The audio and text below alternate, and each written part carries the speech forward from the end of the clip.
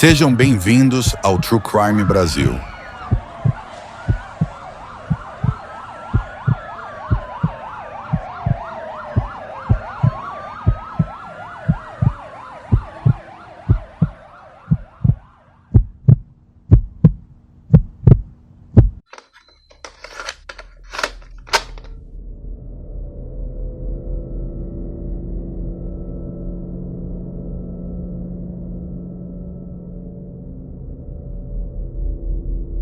Saudações, pessoal, tudo bem?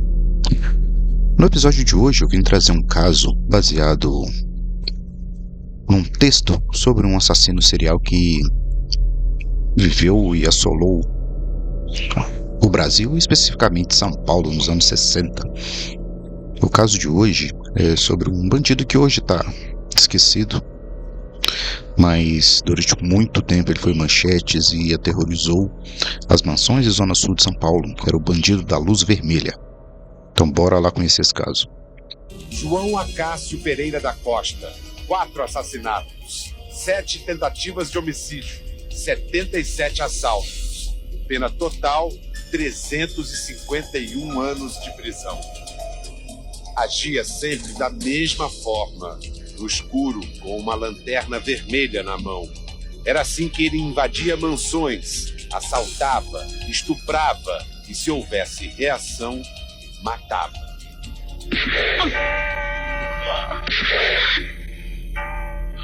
Virou tema de filme. Paulo Vilaça era o bandido da Luz Vermelha, do diretor Rogério Sganzerla. Ô, seu Zé! Acorda, seu Zé! Tô afim da zóia do Tutu. Qualquer coisinha eu passo fogo. Foi temido e ganhou as manchetes dos jornais.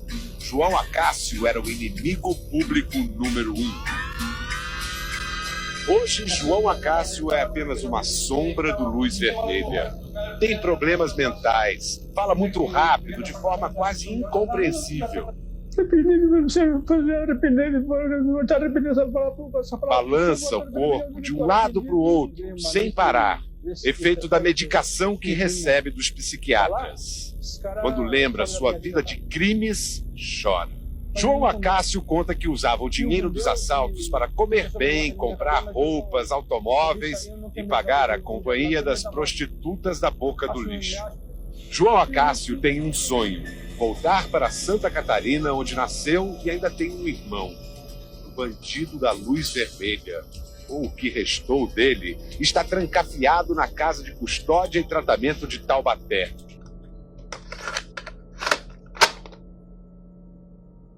João Acácio Pereira da Costa nasceu em Joinville, Santa Catarina. Tornou-se órfão ainda criança e, por sofrer maus tratos de um tio, morou durante um bom tempo na rua. Foi preso diversas vezes por pequenos delitos, quase sempre assaltos. No início da década de 60, chegou a São Paulo e se estabeleceu na região de Santos. Nessa época, já havia desenvolvido uma série de obsessões. A mais forte delas era com a cor vermelha, cor essa que ele associava a forças demoníacas. Seu pequeno kitnet em Santos, na região portuária da cidade, era todo pintado e decorado de vermelho. Ele era tido pelos vizinhos como um jovem afável, que no auge da jovem guarda gostava de se vestir com as mesmas roupas, o mais próximo possível ali do Roberto Carlos. Ainda nessa época, em Santos, ele começou a viajar de ônibus para a capital paulista para realizar assaltos. E, segundo ele, a grande inspiração era um criminoso norte-americano que se chamava Cary Chessman. E esse criminoso, ele era um assassino. Ele foi executado na câmara de gás em uma prisão na Califórnia pela prática de vários crimes sexuais. E Chessman era acusado de ser o temido Red Light Bandit. Ele era um bandido que costumava usar uma lanterna vermelha para criar um choque ali, apavorar as suas vítimas.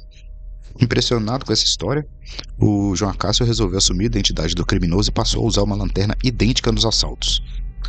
Imitando bandoleiros de filmes de bang bang ali dos anos 60, ele usava ternos escuros, Durante os assaltos, um chapéu de feltro, um lenço vermelho cobrindo o rosto e 2 revólveres. Os primeiros ataques do Bandido da Luz Vermelha eram caracterizados pela ausência de violência física. Ele entrava nas casas das famílias ricas, rendia as vítimas e roubava principalmente as joias. Ele também tinha pequenos gestos desconcertantes ali, como deixar bilhetes recomendando que as vítimas estivessem vestidas da próxima vez que ele as assaltasse, sugerindo uma personalidade excêntrica sem medo de ser pego. E isso bastou para deixar a população paulistana em pânico, né? Nessa época, São Paulo tinha no máximo 4 milhões de habitantes e o índice de latrocínio era de 40 por ano. Então, das páginas policiais, o Bandido da Luz Vermelha saltou para as manchetes de jornais muito rápido. E ele utilizava sempre o mesmo modus operandi de entrar nas propriedades através das janelas. Só que ele não deixava rastros e não deixava pegadas também. E ele sempre acessava as casas, as mansões, né, pelas janelas. Não demorou, entretanto, para que João Acácio começasse a demonstrar mais violência. No seu primeiro homicídio, em 3 de outubro de 1966, foi o estudante Walter Bedran, de 19 anos, que tentou surpreender o bandido que invadia o seu quintal e foi alvejado com um tiro na cabeça no bairro de Sumaré. 10 dias depois, a segunda vítima foi o operário José Enéas da Costa, de 23 anos, durante uma briga de bar na Bela Vista. Pouco adiante, no dia 7 de junho de 67, no Jardim América, o industrial Jean von Christian morreu após uma troca de tiros com um bandido na tentativa de surpreendê-lo.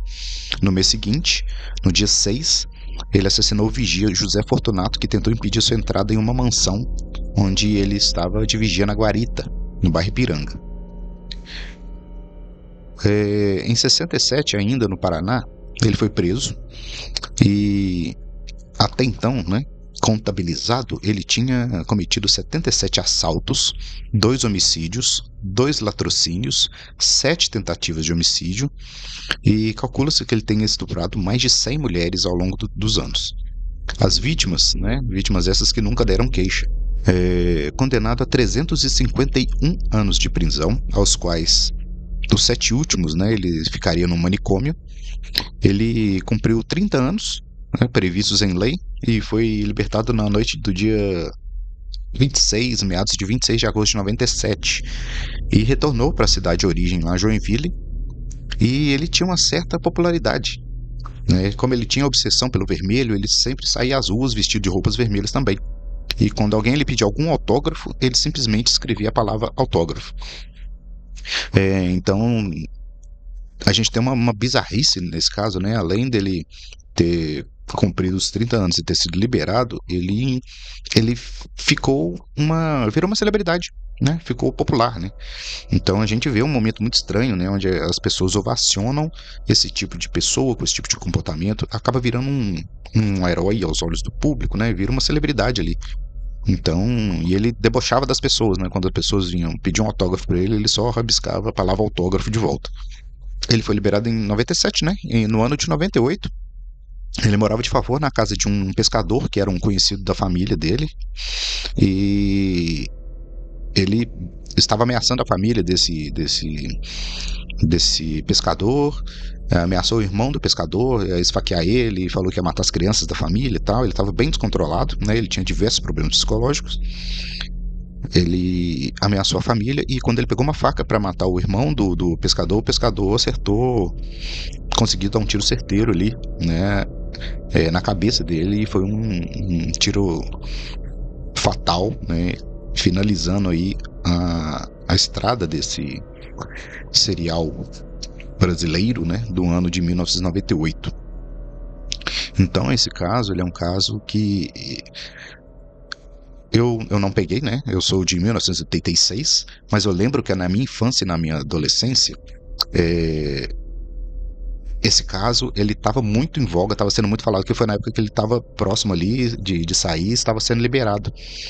Inclusive tem um programa Linha Direta da Globo que fala sobre o caso dele, o Bandido da Luz Vermelha, e ele teve um filme também que fez muito sucesso, falando sobre o Bandido da Luz Vermelha. Então, tem essas duas mídias aí para quem quiser procurar.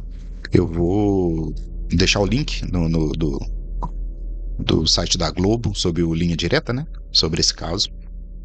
Quem quiser acompanhar também o episódio.